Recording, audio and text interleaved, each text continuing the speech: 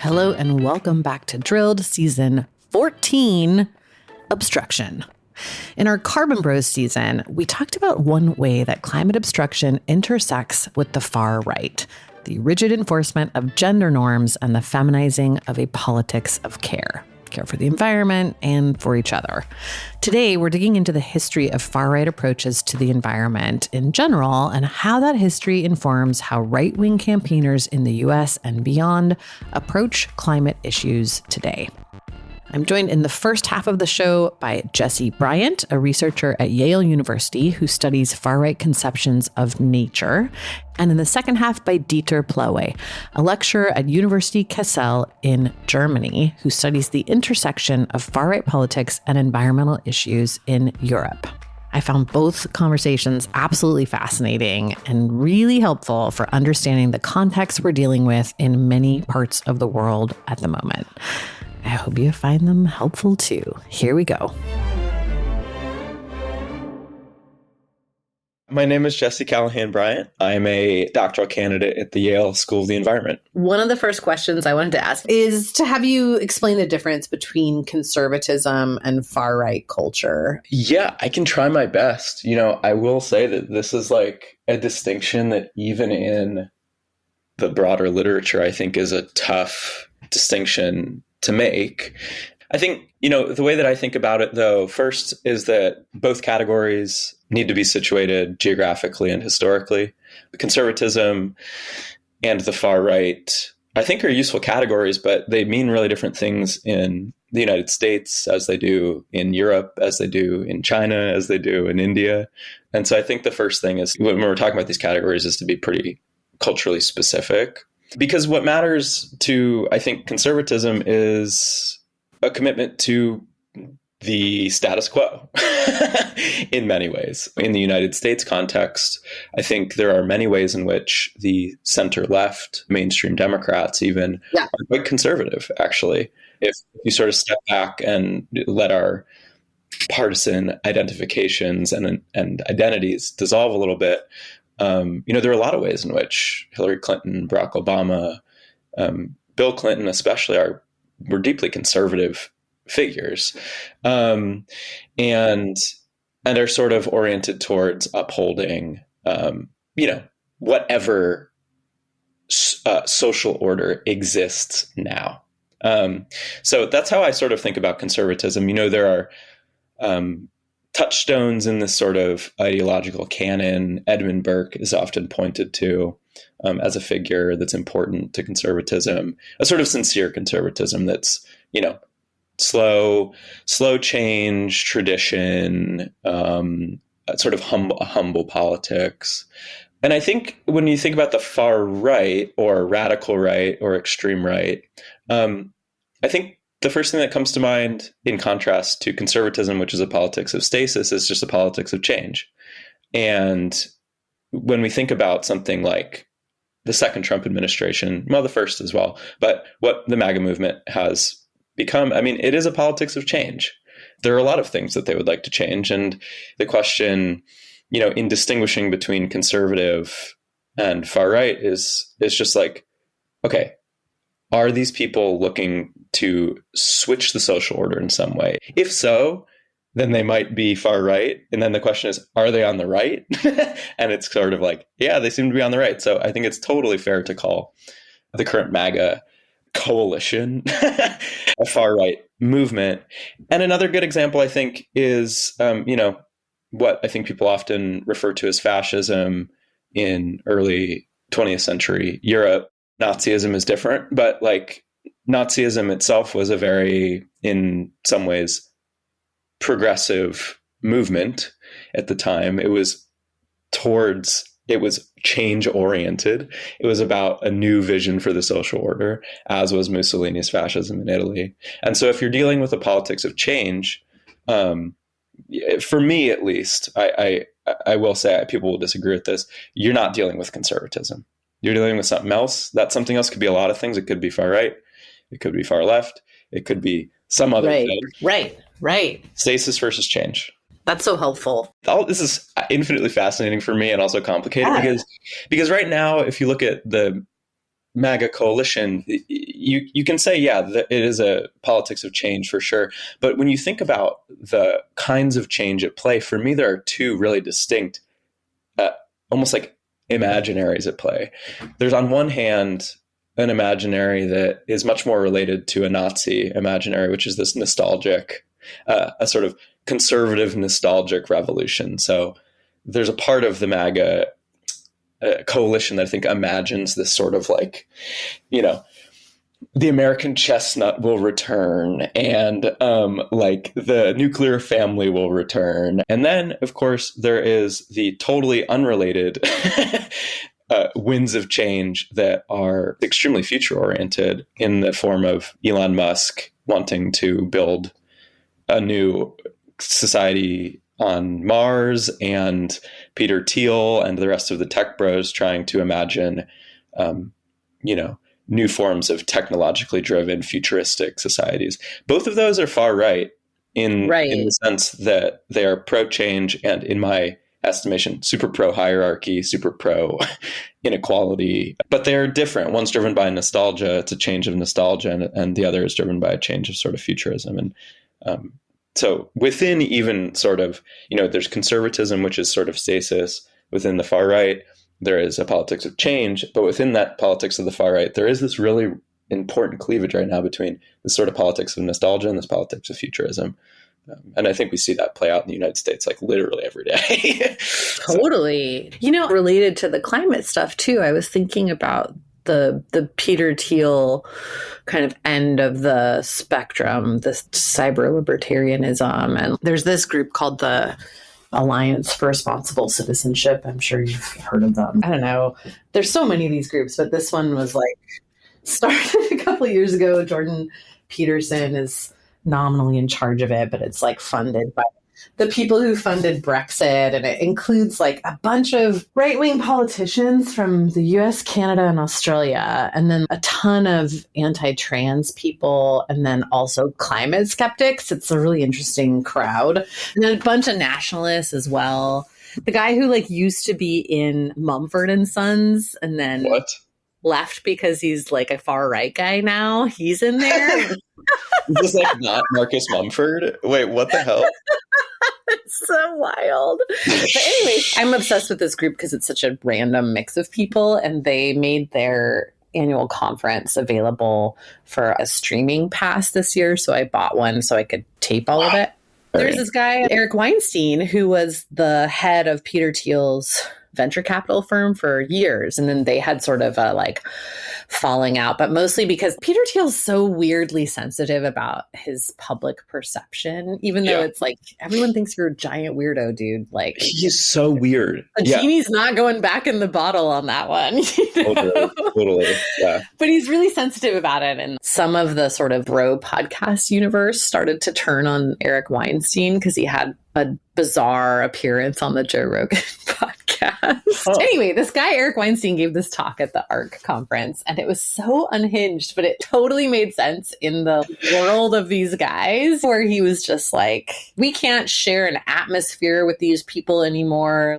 You think you've been through the culture wars, which is some sort of cute internet conflict that seems really draining, exhausting. No, this is actually something that has recently been termed hybrid war. It's a 2007 concept from Frank Hoffman, and it says that in the current situation, non-shooting wars have no border and no end. Anything that can come through the internet means that there is no frontier.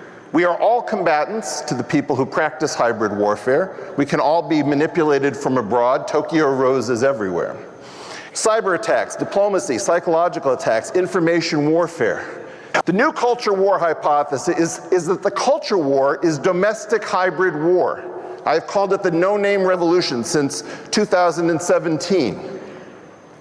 Right now, where we are is 4 light years from the nearest star. There's no way to get to the speed of light or even close. We are marooned in our solar system with only 2 habitable rocks that aren't the Earth, and that's with a lot of work. We cannot stay with all of us on one planet with one atmosphere, with people this crazy and tools this powerful. But the thing that I find interesting about them from a climate perspective is that they have almost the opposite opinion as all the climate deniers, where like they very much believe that climate change is happening and they're freaked out about it. And it's part of the drive to leave the planet, build bunkers, invest heavily in like AI 24-hour surveillance so they can deal with the uprisings that are coming. Yeah. It is. I mean, it's for sure a politics of escapism, and it's for sure a lifeboat politics, and it's for sure never waste a good crisis sort of situation for those guys, I think. I mean, yeah, right. Like Elon Musk, he's most famous for like renewable energy technologies. You know what I mean? Like, what are we doing? Yeah. But the way that they're reacting to that, of course, is that they really just do believe themselves like categorically, in terms of even ontologically, just as a separate species of human from the rest of us, I guess. Totally. Yeah. That they are totally fine generally with leaving everybody behind. And I'm not sure what else is the goal. Yeah. If not that. Like, I don't understand why, for instance, like, if that is not true, Elon Musk isn't using his fucking huge brain to create a really good healthcare system or something else. Because, like, to me, it is just a rebirth of the turn of the century, super conservative and fucked up progressive politics from like the late 1800s of this sort of like, the elite should rule everybody. We're going to like have a sort of eugenics program and sterilize the dumb people. And then like the species will have a higher level of fitness and we're obsessed with IQ and like, that's it. And it's just, that's what it is. The idea that there's some virtue attached to this dimension of the current far right movement or MAGA coalition in the US is like absurd to me. Yeah. I was just writing a paper. I say that I'm writing a fucking blog post about this, but about a transition in societies that has happened since the beginning of Western civilization. I mean, Aristotle was writing about exactly this, 2000 years ago, of the transition of, in any society, when the selection of elites shifts from the virtuous to the wealthy, that is a degeneration that happens in every society, and it leads to the downfalls of societies. And these people aren't virtuous. They just like believe themselves to be better than everybody else. And it's a function of wealth. And there's a lot of, I would say, logics within American culture going back to social Darwinism that sort of translate wealth into virtue. And it's very sensible. Like, people love Elon Musk in the US. He's an extremely successful, popular celebrity. And if it were true that in American culture we didn't think that wealth meant virtue, then he would not be popular, because there's nothing appealing about this person. Right. Yeah. Or virtuous in any sense of the term, even if he believes himself to be part of like Western civilization in some meaningful way. No figure of virtue in whatever you think of Western civilization in the past would look at this guy and be like, this is a virtuous person. He's just a wealthy guy. Yeah. Who, like, to his credit, does believe in climate change, does think it's a big thing, but is using this crisis in order to escape his responsibility, along with the rest of sort of the right-wing elite, I think, today. Yeah. Okay. So I wanted to ask about the arguments against climate action being made by religious and particularly Catholic groups in the US. I don't know if that's something that you can speak to. Yeah, for sure. I think the question in the US right now of Catholicism, I think, is like super under addressed currently. Yeah. In the US, a prototypically Protestant, individualistic, rugged individualism, bootstrapsy sort of country that literally like 100 years ago was targeting Catholics with terrorist groups like the KKK. And the first American president who was Catholic, JFK, was assassinated. And Biden was the second Catholic president. And, we have JD Vance now, who's very outward about his Catholicism. And Leonard Leo, like, in the background. Leonard Leo, huge amounts of dark money. Yeah, huge amounts of dark money. And it's sort of unthinkable 100 years ago in the United States. And yet here we are with Catholic power increasing in the United States, the first American Pope in Rome, is like a massive deal in the religious history of the United States. And so I'm of two minds with the sort of Catholic orientation towards climate change, in part because the last Pope, I think, with Laudato Si and hosted huge climate conferences at the Vatican, had a lot to say about climate change. And I think right now it's not entirely clear what direction that will go in, as power is changing in Rome and conservative Catholic power is ascendant in the United States. And, I actually have spent the past, living in Spain, I've become semi-obsessed with Catholicism. Yeah, because isn't that really the origin of Opus Dei is from Spain, right? Yeah. Oh my God. Yeah, totally. And there's a book that was written kind of recently about the collapse of Opus Dei in Spain and the ascent of Opus Dei in the United States, right? The recent sort of dark money, Leonard Leo, Catholic Information Center in DC sort of vibe. The president of the Heritage Foundation right now is a former president of Wyoming Catholic College. There's a lot there that I think is actually pretty under addressed. I think when it comes to climate change, I think the questions become weirder or something, because on the one hand, my understanding, especially in the United States, but I think more globally, alongside this rise of this concept of national conservatism, this sort of drive towards national sovereignty and against global sovereignty. But, that translates into everything from cynicism around the UN to international aid, as we see with the destruction of USAID. What's interesting about that is that from a more Protestant perspective that is fundamentally skeptical towards massive structures of global power, that was the whole point of Protestantism, was to protest the global overreach of the Catholic Church. Yeah. So that makes sense to me. This sort of isolationist, paleo-conservative, we don't want to meddle in other people's shit and we don't want them to meddle in ours. That feels more aligned with this traditional climate skepticism, which is just screw the UN, screw COP. Why are we paying for, on one hand, climate adaptation in Peru, and on the other hand, funding wars wherever?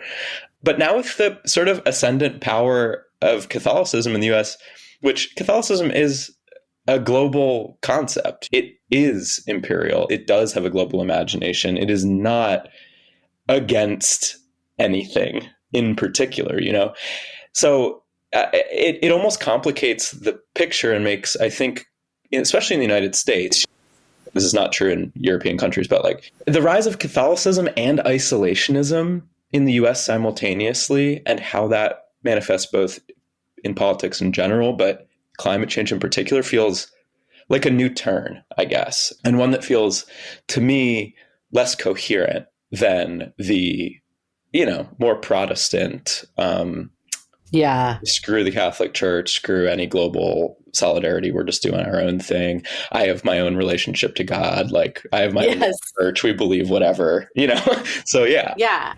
In general, I feel like the Protestant focus on an individual relationship with God is sort of a huge underpinning of hyper-individualism in the US in general, which seems like such a huge problem amidst all the things right now. Yeah.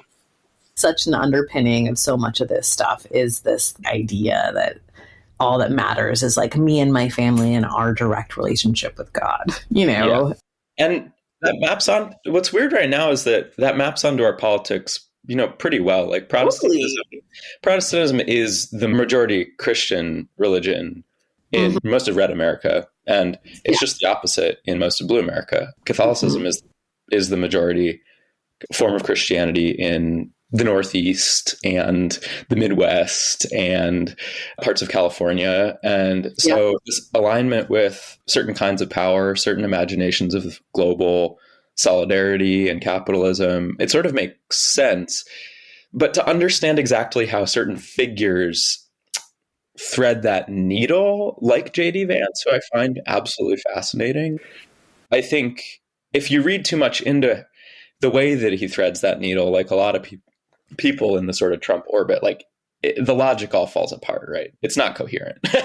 Yeah. Anyway. Kind of relatedly, certainly not unrelatedly, I wanted to ask you about how and why climate got pulled into great replacement theory. And like, yeah.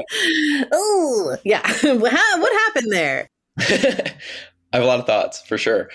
One of my papers right now that I'm writing is about intra-Republican polarization on climate change, not between the parties, but within the parties over the past 30 years.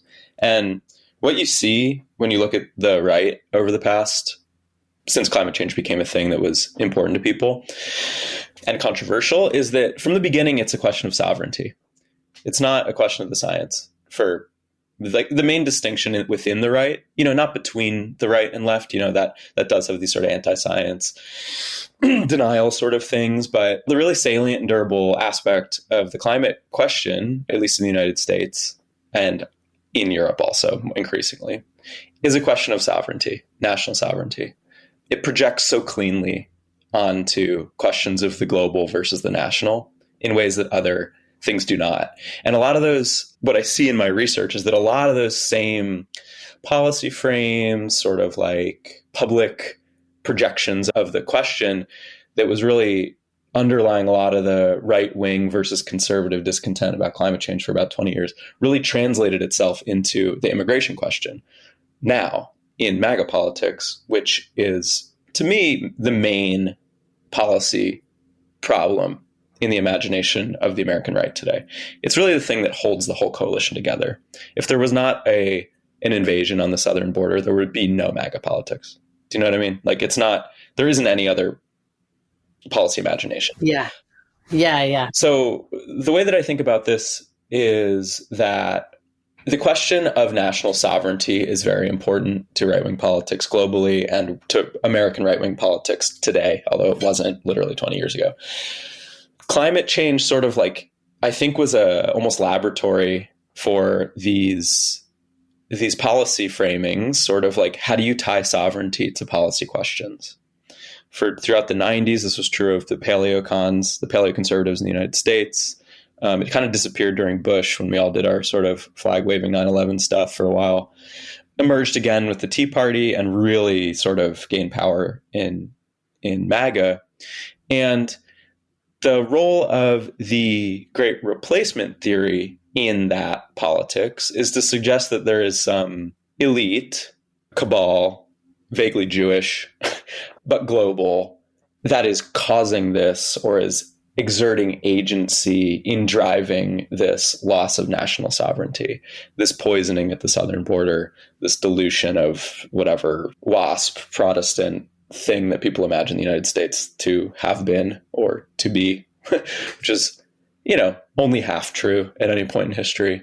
But it's a way to translate the realities of a global capitalist economy, which necessarily just looks for cheap labor and moves people around and tries to get the most for the cheapest possible thing. And that means importing a ton of cheap labor from wherever the hell you want to.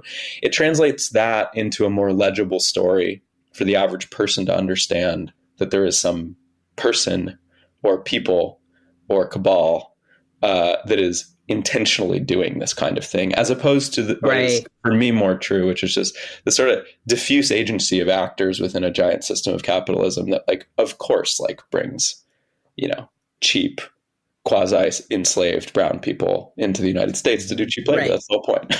So it makes a better story out of a reality that's too complex really to tell to a general public. And it's really powerful. It works. It works everywhere. Yeah. Whether we like it or not, it's a story that has salience and explains something that I think is real, which a lot of us, whatever academics might not want to address, is real into a legible story for the average person. I mean, I feel like that's a lot of the explanation behind the backlash to trans people, to just looking for someone to pin the pains of late stage capitalism on, other than the capitalists, I guess, For sure. Yeah. Yeah, I feel like that issue, it's funny that, I mean, it's not funny, but the climate and trans issues have become increasingly entangled. I think is a really interesting and telling reality, for sure. Yeah. Okay. What is accelerationism? And why has it been embraced by some far right actors? Yeah. Please explain. So I often get these terms mixed up in sort of the sociology of religion, but there is an idea within a lot of evangelical, has been since the past 100, 200, 300 years. This idea of the second coming of Jesus is upon us, that the apocalypse is coming. It's around the corner, this pre-millenarian thought, that this tangible world that us Protestant evangelicals can feel and sense is not the real thing, and that soon this will all burn and a new sort of heavenly world will be upon us. And that's a sort of a politics that's fueled American evangelical thought for hundreds of years. And the way that it projects onto climate politics is just like, okay, here's all these leftist libs who are like trying to stop the apocalypse, which is, climate change or some nuclear thing happening. And we actually believe that it is moral and ethical and just to accelerate that process, to accelerate the sort of destruction of the immoral wasteland of late stage capitalism in order to bring about more quickly the golden age. The odd thing about accelerationism is it has Protestant backing in the sort of premillenarian thought, but it also resonates with a lot of thoughts and sort of mythic structures within like Hindu thought and South Asian and Eastern ideas of cyclicality. And the way that you'll see this manifest in pop culture is, it doesn't register as important to many people, but you'll hear Joe Rogan talk about the Kali Yuga and these sort of ideas of like Hindu cyclicality. The Kali Yuga being the age we're in, the dark age, we can only get to the golden age, completing the cycle through complete destruction of civilization. Wow. And both, so it manifests both in these sort of Hindu logics, it manifests in Protestant premillenarian logics, and it's this sort of worshiping of the apocalypse and the idea that we can't actually get ourselves out of this, that there are bigger forces, whether they're, which gods are in control of that, I'm not entirely sure.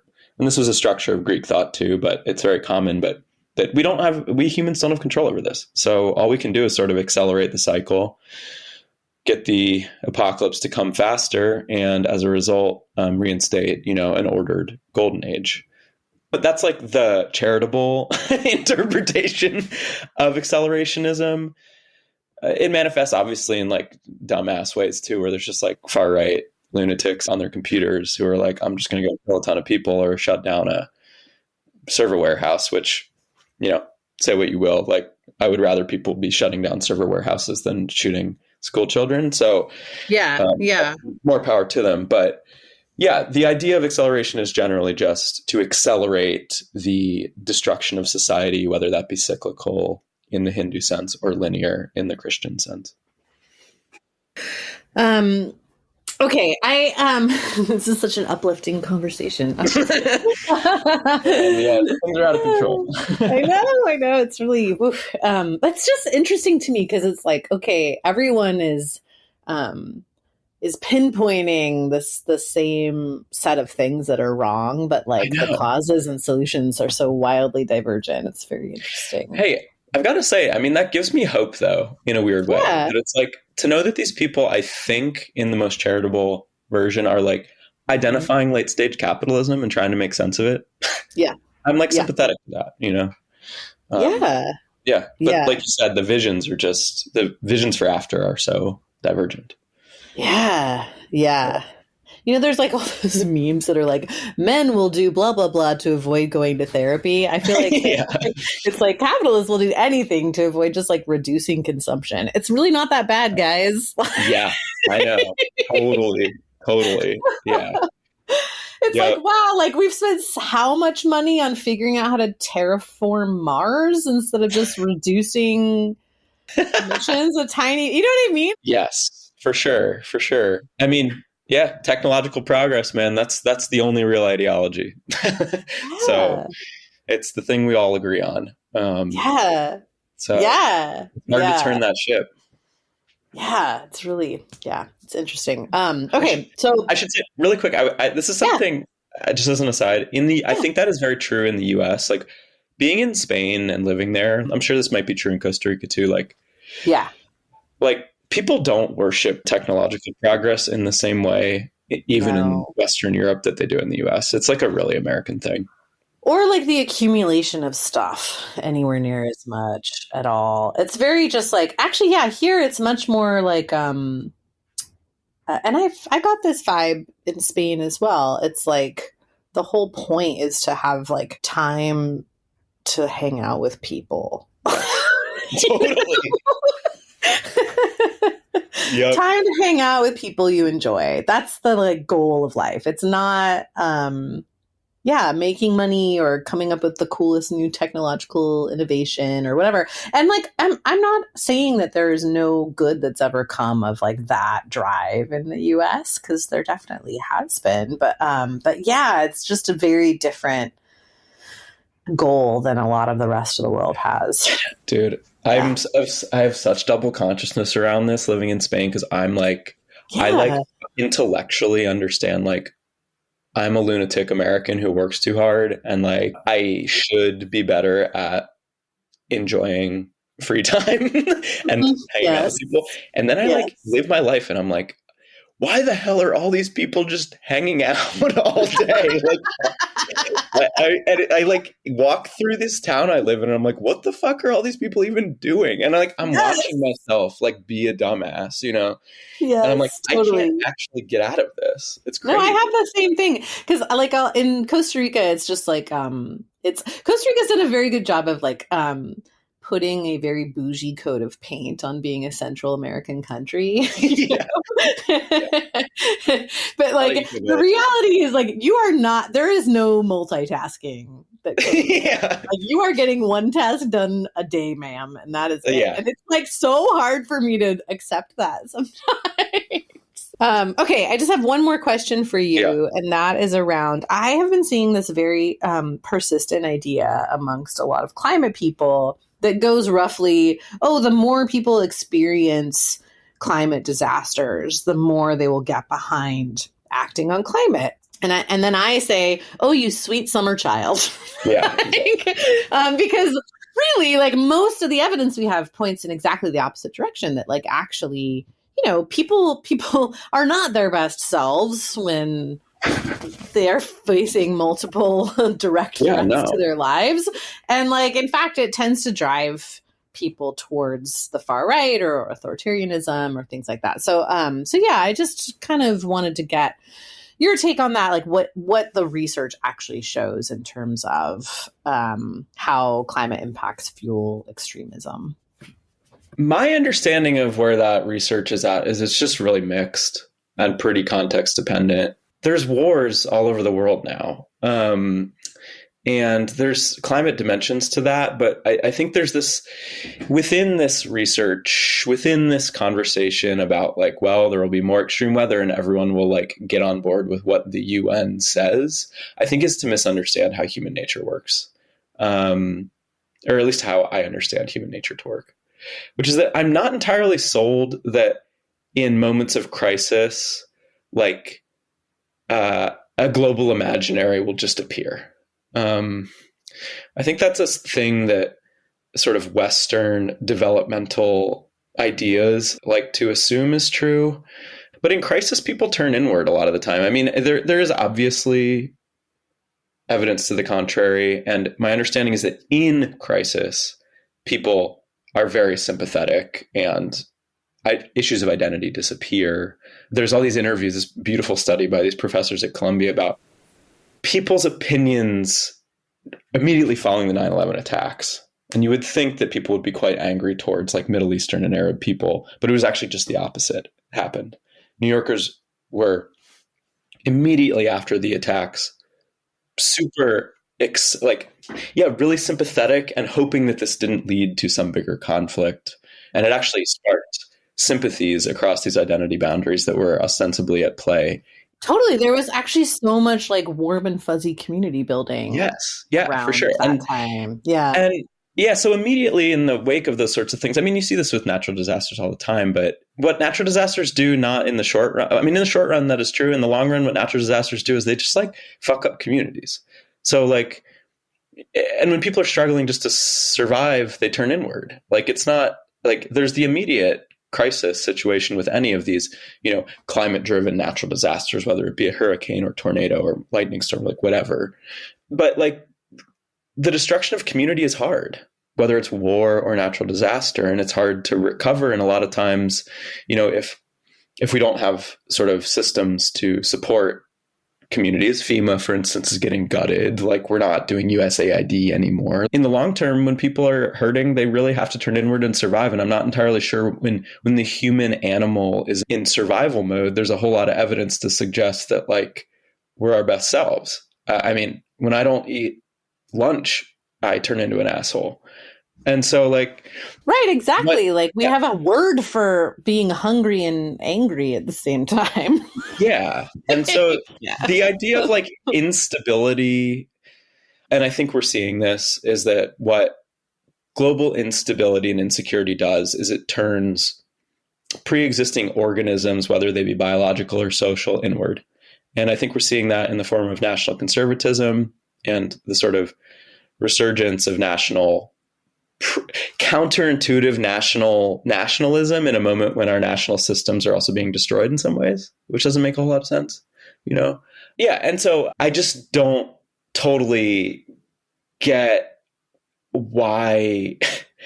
I don't know how, especially the way that climate change has been pitched to the general public over the past 30 years, that in any way, in moments of insecurity, people would be more willing to extend sympathies towards global organizations like the UN or sort of international agreements between countries based on good faith to, set aside resources in order to support the collective good. I wish that was the case. I guess I just might have a little bit more of a pessimistic view towards the human animal than some people. I mean, if people want to do big climate change work at an international level in a moment of crisis, it's just going to take a lot of authoritarianism. So that's the trade-off. You can either have huge top-down intervention that mandates things of people in crisis, but to assume that people are going to become more sympathetic towards climate efforts instituted by people they don't know from a distant vantage in a moment of crisis, I think doesn't make a whole lot of, I would say, common sense to me. And there's also obviously the problem of like, a hurricane's a hurricane. Like, did climate change affect it? Yeah, probably, but like it fucking sucks. So like, it's not like, oh, here's a climate narrative coming at you. It's like, no, like my house is underwater. So. Right. Yeah. Right. I've also seen some stuff around right-wing groups kind of seizing on those moments to have boots on the ground and be like helping people out and kind of endearing themselves to people and seizing local power in those moments too. Yeah. But like, I guess there's an opportunity there for climate people as well. Malcolm Harris wrote this book that came out, I think, earlier this year. And one of the things that he talked about being a possible, action item for climate people was to create like community disaster councils, that basically like mutual aid networks that activate in times of disaster. I think that's incredible. I just like, to be honest with that kind of stuff, like I have no idea what it has anything to do with climate change. Like I just don't. It appears to me similar to like missionary work, when like Yeah. people from a church go down to like Costa Rica after a hurricane and help Yes. people. It's sort And of just like, help people. Yeah. yeah, I'm sort of like sympathetic to that because like they're helping people, even though they're like maybe evangelizing a little bit. But that feels like what that climate thing would be if like Yes. climate researchers were to do like mutual aid work. That's just basically to me missionary work. It's missionary work. It is. Yeah, exactly. But I think actually like, I'm kind of into that. yeah, do that, because otherwise the people that are going to do it are either evangelicals or right-wing militias. Yeah, exactly. Yeah, I think maybe like missionaries, you might like those people who are doing that just might need to distance themselves a little bit from their evangelical goals, and just sort of like soften that. Yeah. Which I'd be down for. Just help. Again, that was Jesse Bryant at Yale University. He contributed to a chapter in a new book from the folks at the Climate Social Science Network called Climate Obstruction, a Global Survey. I highly recommend this book for folks who are looking to get a handle on all the various forces working to obstruct climate action today. Coming up after the break, what far-right climate obstruction looks like elsewhere in the world, particularly in the UK and Europe. Stay with us.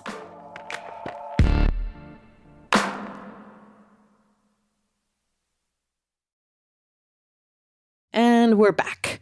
Joining me now is Dieter Plehwe, a researcher and lecturer at University Kassel in Germany. Dieter and I had spoken before, back when I was working on a story about the Atlas Network, a global network of right-wing think tanks that Dieter has spent a lot of time researching. We touched on that research here as well, and a whole lot more. Okay, so tell me about the wise use concept. Can you kind of define what that is and tell me what the wise use movement is? Sure. Basically, when we looked at the history of the climate opposition to environment movement, we were struck by the fact that already in the 1970s, 80s, the corporate opposition and the conservative opposition to environmental activism had started to come up with counter narratives, counter concepts to the need to upgrade environmental regulation, and against the regulatory activism of the federal government in the United States, starting basically with the founding of EPA and the early legislation in the 1970s. The conservative movement basically responded that this is all intrusion from the federal government and that the local people know much better how to deal with the environment and are perfectly capable of making wise use of the environmental resources, basically protect the environment in accordance to the ways in which they interact with nature, use nature. And so the wise use concept was a deliberate concept to sort of like place local wisdom and knowledge against what was regarded as unnecessary and intrusive regulation from the federal government. It seems very prevalent right now as well.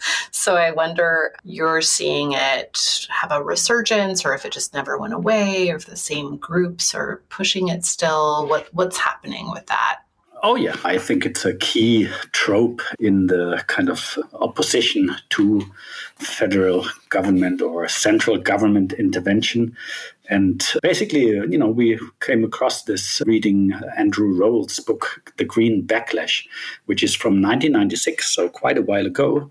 And it was, in fact, striking how much of the present climate opposition discourse is preceded by the controversies and the mobilization against environmental policy making in the 1970s, 80s, and how many of the themes that are very, very important in the present constellation have been basically developed against the establishment of the very first generation of environmental regulatory politics, and is all framed as the sort of like local versus central government. And there's presently a stronger revival of such sentiments, now basically framed as opposition to global governance. So the national government is held to be better prepared to deal with these challenges than any sort of global governance. So in a way, yes, continuity and certain forms of mutations we can see. Okay, let's talk about the Atlas Network and their role in climate obstruction, because as I'm sure you know, they've really been trying to claim that they have done no such thing. Yeah. That's basically since the takeover of responsibility at the central headquarters at the Atlas Network by Brad Lips, after the period in which Alejandro Chauen, the Argentinian who headed the Atlas Network after the founders, Anthony Fisher's death in 1989, roughly until the global financial crisis. And then, he stayed basically a part of the leadership, but Brad Lips took over. And I think that Lips, in a way, was moving Atlas Network, the central headquarters, was moving it away from climate politics because Chauen was quite a bit involved and quite a bit more supportive of the climate obstruction, climate denial efforts of Heartland and the international conferences. Atlas was co-sponsoring the Heartland conferences a few times, and there's very clear indications that Atlas were closely involved in climate politics. Also, the headquarters itself, of course, is not like a major organization compared to some of its members, partners, like Cato Institute or Heartland Institute or the Heritage Foundation or other partners in Europe or South Africa. So basically, the move of Brad Lips to declare a strong distance, we're not involved, we're not funded by oil companies. It all relates to the backlash the neoliberals and the firms, the corporations and business associations that funded and were involved in outright climate denial with Heartland Conference and so on and so forth. There was a lot of backlash against ExxonMobil in particular. And I think that was basically considered a tricky thing from the perspective also of the think tanks that were involved, that they, much like the corporations, tried to distance a little bit the general purpose of the free market movement from the specific politics of climate denial and climate obstruction. So they changed the name also from Atlas Economic Research Foundation to Atlas Network. So now you have an organization, the umbrella organization, which is Atlas Network. And Brad Lips will say, we're not getting any funding from the oil company. And that sounds like the Atlas Network as a whole, which has 500 organizations, doesn't get any funding from the oil company. The one thing may be right, Atlas Network as the umbrella organization may not get money from ExxonMobil, but many of these think tanks for sure get money from oil and other fossil sources. And so it's a kind of a nice play they have there where they can legitimately maybe say, we don't, as Atlas Network, the umbrella organization. And then it sounds like it's the network as a whole, which is obviously not true. But even Atlas Network, the umbrella organization, would have to declare openly where its funding comes from and how much money they get from Donors Trust, which is actually, of course, then covering up money that comes from possibly oil companies, other fossil groups. So, even a very strong claim we are not getting money from fossil sources is basically impossible to verify or falsify as long as they don't clarify the funding sources from these dark money machines. Yeah. But of course, the Atlas Network as a whole, with its large membership, has been home to many think tanks in many countries that were absolutely part and parcel of the climate denial and climate obstruction movement. US organizations like Cato Institute, like the Heartland Institute, like the Independent Institute, Heritage Foundation, they're all very involved in spreading climate denial and other misinformation. Canadians, Fraser Institute, the Frontiers, and European organizations like the Institute of Economic Affairs, the Global Warming Foundation, the Adam Smith Institute, the Austrian Economic Center in Austria, in Africa, in South Africa, the Freedom Foundation, and so on and so forth. Yeah. So basically, we found in our research that about half of the Atlas Network partner organizations do publish content on climate, and a small number of think tanks, maybe no more than 12, 15 think tanks, are basically publishing a lot of material. And many of them were closely involved in the climate denial movement, which has morphed into a broader range of climate denial and other obstruction messages. Actually, one of the things that I found really interesting last time I was there, that I had not realized that Atlas was involved in setting up the Donors Trust for the Koch guys. Well, Brad Lips, the head of the Atlas Network, the umbrella organization, is on the board of the Donors Trust, and not exactly sure how the arrangements are, but there's one of the interesting findings with regard to finance, where most of the information we have is from the United States, unfortunately, because most of the other countries are way less open with regard to source material that can be studied. And for the US, therefore, we know quite a bit about the philanthropic funding of think tanks and the interrelationships between think tanks and foundations. And it's quite interesting indeed that big funders of Atlas Network, like the Templeton Foundation, which is the biggest funder of the umbrella organization Atlas Network, is also heavily funding another 80 think tanks of the Atlas Network, both in the US and abroad. So they have an open access database where you can actually trace the funding. So we know that they fund 6 organizations that are part of the Atlas Network in Europe, indeed part of the European Epicenter Network, like the Institute of Economic Affairs, the Instituto Bruno Leoni in Italy, which is sort of like the energy expert organization in Europe, the Lithuanian Free Market Institute, which is a very successful big think tank in the Baltics, and the German Prometheus Institute and CIPOS in Denmark. So it's very interesting that Templeton not only is the largest funder by far of the umbrella organization, but also a funder of quite a large number of Atlas Network members in Europe, in Latin America, and elsewhere. And other big foundations are more focused on the US, but also have interlocks with European think tanks, like the Bradley Foundation has people sitting on the board of the Institute of Economic Affairs, and you bet they also mobilize some of the funding there. So, yeah, no surprise that the arrangements to cover up some of the funding sources from corporations, we see that has been manufactured with the help of the experts, the Atlas Network, because they know what they need and they can help the companies to basically cover their traces. Mm-hmm. Okay, relatedly, let's talk about the Mont Pelerin Society for a minute. Can I have you define what that is and explain its role in incubating or bringing a lot of these think tank guys together?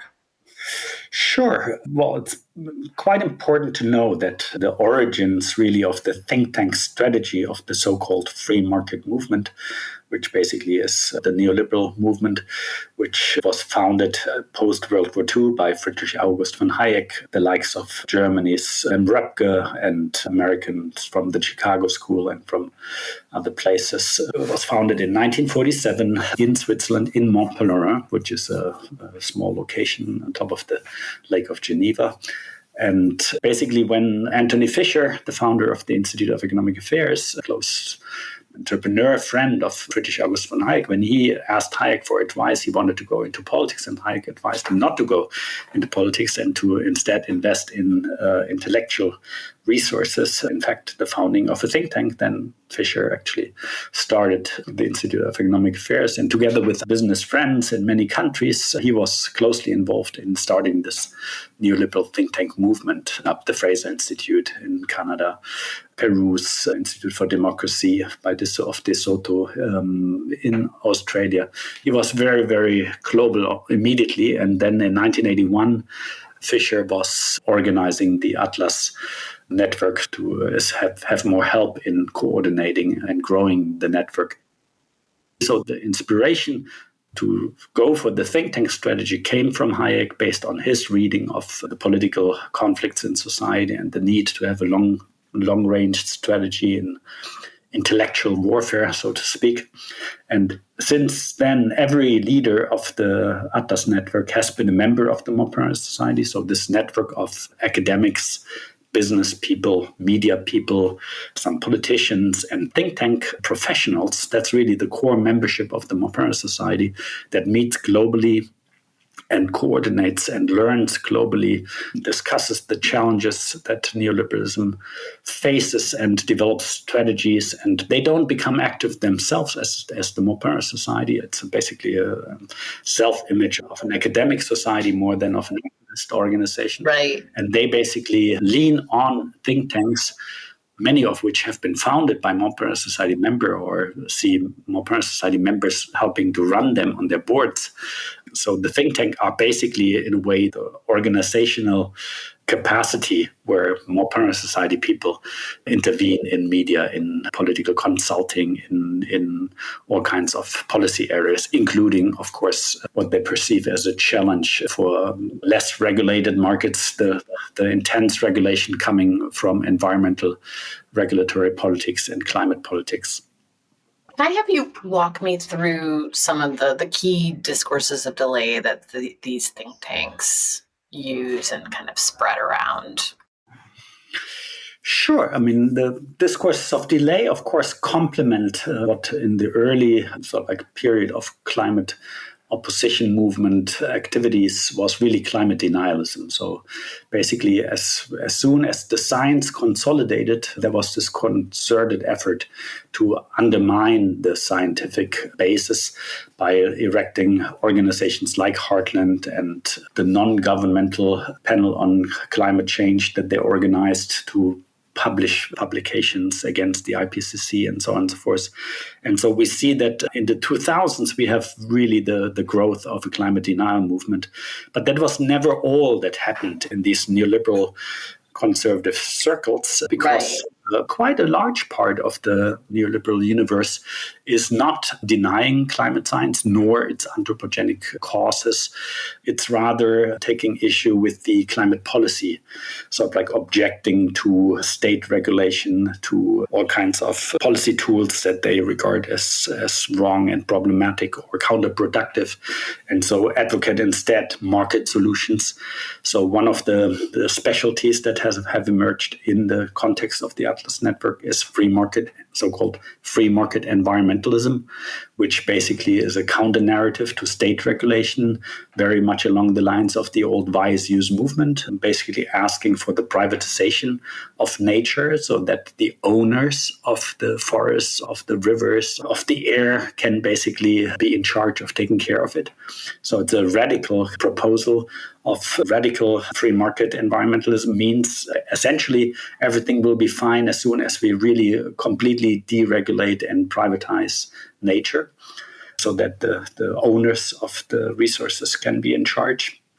And then, of course, a much milder, much more mainstream version is the pricing of nature. So that involves, of course, state capacities. And that's basically the carbon pricing mechanisms. We have the emissions trading mechanisms we have that have been proposed by economists to be a better tool than regulations that outlaw certain emissions or regulate the quantities in other ways, basically suggesting that relying on market mechanisms will improve environmental governance, which, in theory is an interesting model, but in practice, in many ways, has so far failed to materialize. And in fact, in the United States, where many of these things were first proposed, as soon as it became relevant and would mean that corporations would actually be charged, then there was actually everywhere in the world. As soon as market mechanisms are turning out to be somewhat effective, they're usually opposed by the actors that are supposed to support market mechanisms. So it's unclear, to what extent the market mechanisms that are part of the legitimate discourse of climate policy making, very much a part of even the mainstream IPCC discourse. Basically, the shift in a policy instrument in the Paris Treaty has been all moving more towards market mechanisms.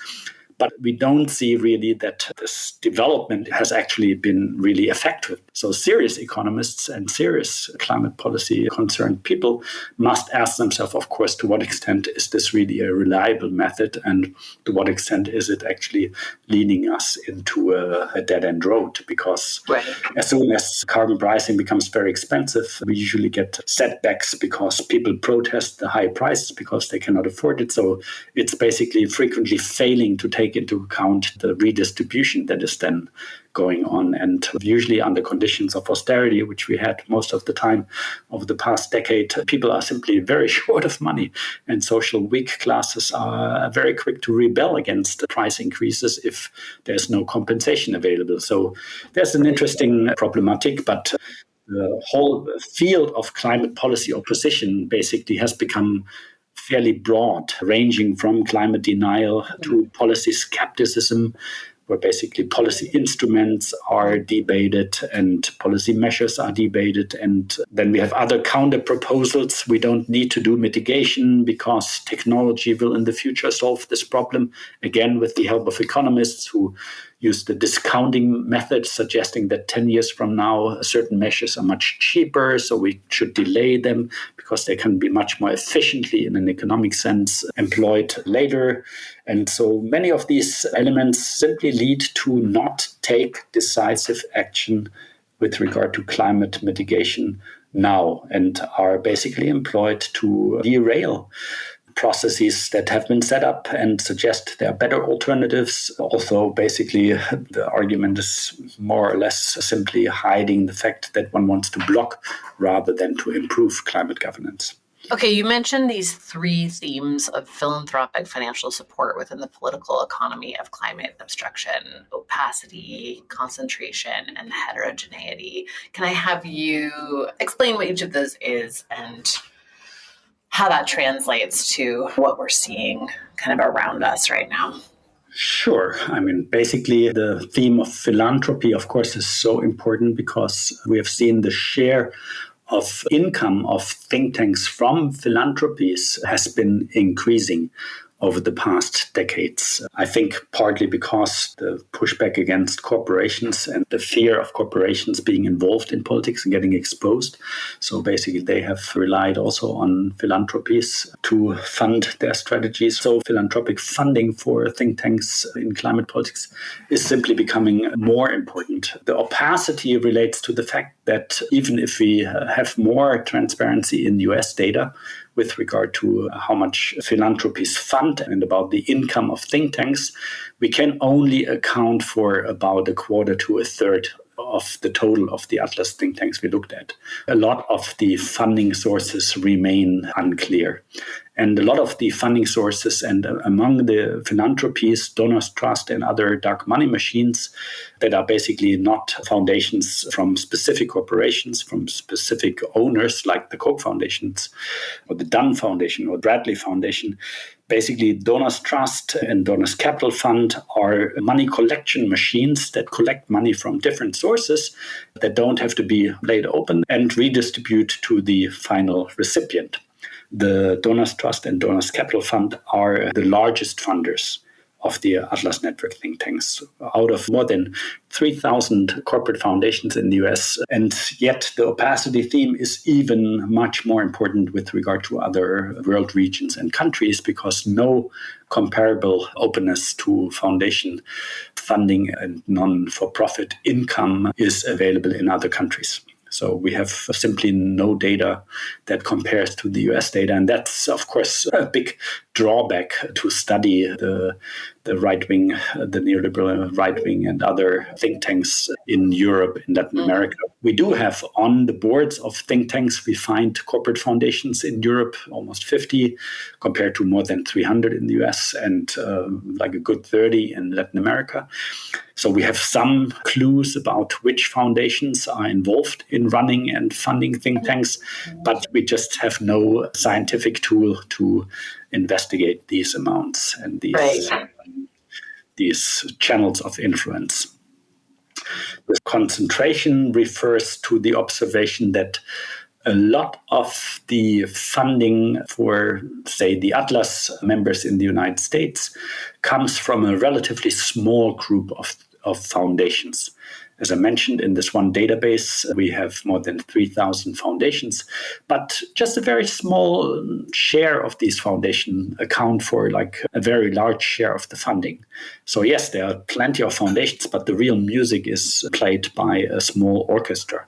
And so we can say that about 50 to 100 corporate foundations are really the core group that is in charge of channeling money to organizations like the Atlas Network think tanks. And then the third category, heterogeneity, that basically, I think, referred to the wide range of organizations and strategies and perspectives funded by corporate foundations. So you would think that a philanthropic organization that funds climate denial. No, they also can fund quite different strategies and other think tanks' activity. They're very intersectional, these guys. Absolutely. Don't bet just on one horse. Yeah. When everyone was talking about Project 2025 in the US, I was working on this spreadsheet to look at maybe 105 organizations involved in that. And I was looking at all of them and their funders, and there's so much overlap amongst the funders and the staff. Everyone's working for each other's think tank or on the board or whatever. And one of the things that really jumped out was that, when a lot of the anti-abortion organizations in the US, as they started to be more successful, started to get into, other issues because they needed to keep the money coming in. They were all of a sudden pushing anti-trans stuff, or even some of them were getting into anti-climate work as well. And it was like, well, I guess if you have a $20 million a year budget and your issue is not going to be an issue for that much longer, you need to find new things to work on. Yeah. Basically, it's also necessary to understand that we are not looking usually at single issue. No, almost never. Yeah. People who are driven by a worldview that can be and will be applied to literally each subject matter. And yes, there will be a fair amount of specialization on environmental climate issues, maybe on public health issues, on criminal justice issues, on gender issues. But it's very interesting to see that a number of organizations co-sponsored heartland conferences on climate politics that were actually not involved in climate politics. So we can look at this as members of like a large party, where some parts of the party specialize, have committees on special issues, but at the same time are very happy that their party friends are taking care of other issues. No, so it's basically the same principle as a political apparatus, which also needs to be involved in many, many different policy areas and subject matters, and nobody can do it all. No. But if need be, if there's a special need for campaigning, you can actually mobilize many more people than the specialized people. I remember when the Free Trade for the Americas conflict was on in North America, Bush trying to expand NAFTA to the whole of the Americas. And there was a lot of pushback from progressive organizations for left-wing organizations against trade in the Americas. Fraser Institute worked on the issue for the time it needed until the subject was over, and then they closed the mechanism again. So basically, many of these larger think tanks certainly have the capacity to shift resources like from one subject matter to another. And also, of course, the large think tanks with multi-million-dollar budgets, they push quite a number of different themes. Yeah. Okay, I want to ask you about how religious groups get in on this as well. So what are some of the key arguments that religious groups use against climate action? Well, there are different arguments, really. On the one hand, it's important to note that the neoliberal movement, the conservative movement, always had also their religious side to it, no? Yeah. The Acton, the think tanks that are specifically, like the Acton Institute, a specifically Catholic neoliberal think tank that has been founded in the US, in Latin America, in Europe, and other think tanks that are actually combining free trade and religious messages. So it's basically the link between a conservative social morality and the kind of patriarchal family ownership economic freedom model, which really is the economic freedom of the owner of the property. And so we see that many of the religious articulations with regard to climate policy and with regard in particular to climate denials and climate obstruction are actually in the sphere of links between the neoliberal movement and their religious partners. The Cornwall Initiative is a mobilization of people. It was founded by Acton Institute people, and Acton Institute is part of the Atlas Network, so it's part of the hardcore of the free market movement, but actually tries to cater specifically to the Catholic world, and of course reacts in the Catholic world to the challenges of theology of liberation and other progressive forces that articulate themselves in the Catholic universe in sort of like a socially progressive manner. And you have also a very strong environmentalism in the Catholic Church. Pope Francis, before the present Pope, he was a huge activist in environmental policy issues, and that basically caused the Catholic right and the Catholic conservatives to mobilize very actively against Pope Francis' encyclical and climate messages, and trying to push back against this. The church should keep out of these areas. Church should not be involved in these political issues. So like separating the spheres. And so some of the religious arguments that feed the obstruction movement is basically that climate science is part of the scientific world, which is not infallible. So they kind of turn the argument of religion versus science upside down. In church, in religious belief, you have the full belief, and that's where you trust, even if you obviously don't know. Whereas in science, that's the sphere where you can't believe, where there is actually always needs to be debate. And that's an interesting argument where the religious belief is held to be superior to the scientific belief and is held to supply sort of like munition against the belief in climate science. No, there cannot be a belief in climate science because it's part of the rationalist world that is not infallible. And other sort of like Catholic subsidiarity thinking, which is a very old concept used by the Catholic social teaching to object against centralized intervention in family affairs. So like the smallest entity of social life, the family, should take care of itself, and only in case of need should sort of like be supported maybe by the local church, and if there's a natural catastrophe, maybe the local church can ask for help by the state, and so on and so forth. So subsidiarity is the thinking that the more local the self-organization works, is the better it is. And so it aligns very nicely with the kind of wise use concept, and aligns very nicely with the objection against centralized government regulation and intervention. Even if you can also argue that in cases where the local cannot take care of policy issues, it's necessary that the higher levels of government need to be involved. So, of course, a policy issue like global warming, which is way beyond any local scale of politics, simply cannot be taken care of at the local level.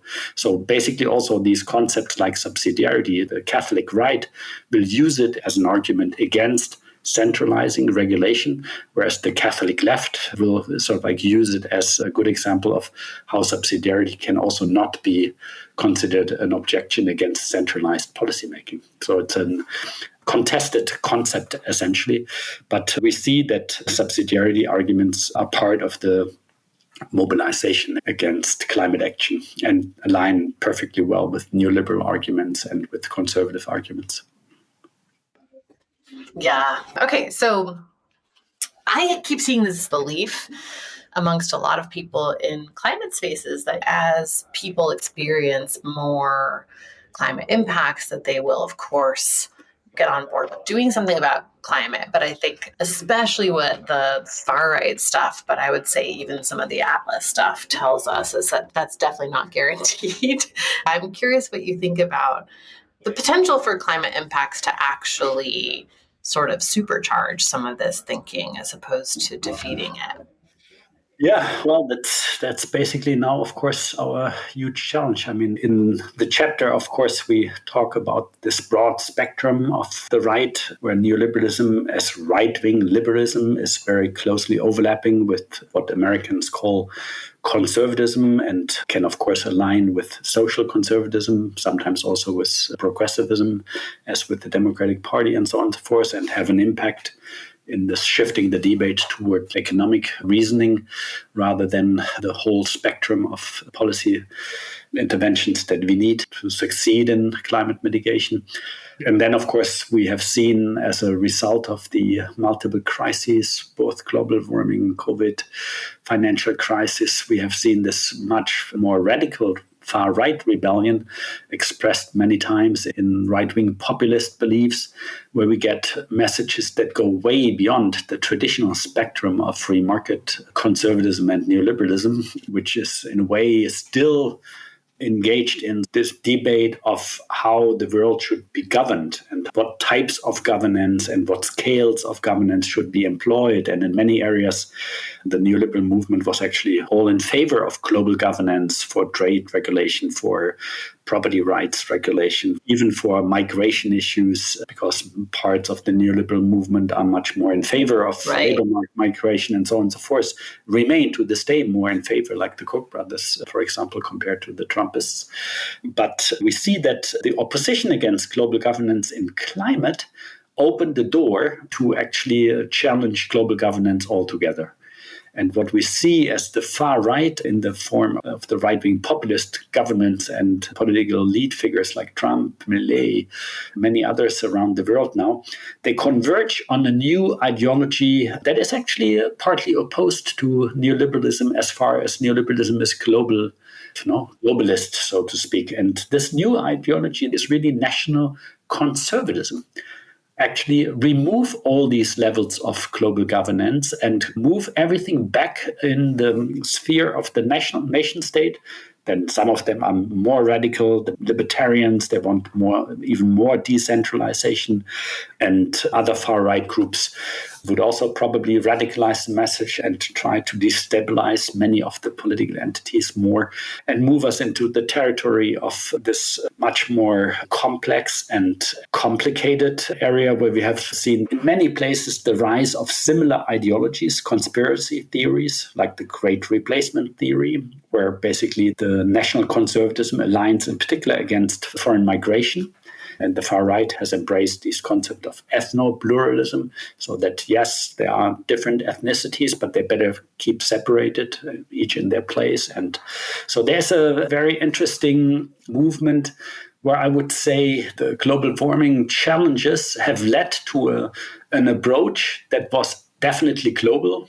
The whole process, the whole Rio process, Kyoto Protocol, Paris, and led to a very ambitious agenda that has been stalled in the meantime. And the backlash against it converges on the rejection not only of the concrete policy goals, but actually against the whole politics of climate change, the global governance aspect.